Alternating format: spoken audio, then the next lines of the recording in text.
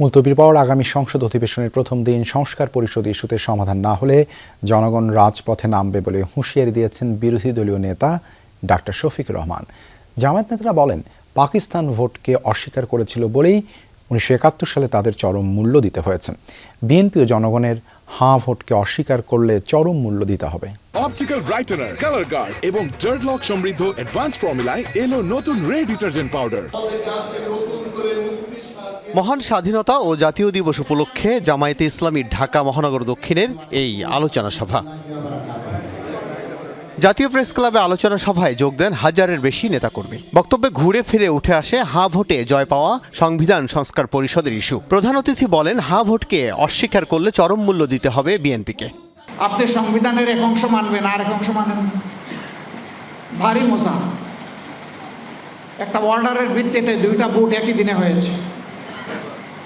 আপনি গোশত মানেন কিন্তু জুল খাইতে রাজি না। একই তরকারি একই বাসনে পাকানো হয়েছে, গোস্তটা খেয়ে নিলেন, বলতেছেন জুলটা হারাম।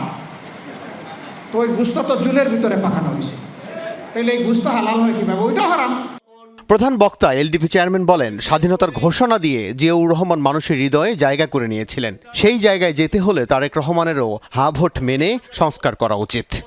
আমি মাননীয় প্রধানমন্ত্রীকে বলবো, আপনার বাপ পুরো পৃথিবীতে প্রসিদ্ধ হয়েছিল স্বাধীনতা ঘোষণা করে, আপনার মা প্রসিদ্ধ হয়েছিল সংসদীয় গণতন্ত্র প্রবর্তন করে। সুতরাং আপনি প্রসিদ্ধ হয়ে যান সংস্কারগুলি করে। বিশেষ অতিথি মিয়া গোলাম পরোয়ার জানান, বাংলাদেশের ভূখণ্ড 3 বার স্বাধীন হয়েছে। 47-এর পর দরকার ছিল 71-এর যুদ্ধ, 24 তার পরম্পরা, কিন্তু দেশের মানুষের স্বাধীনতা এখনো এলো না।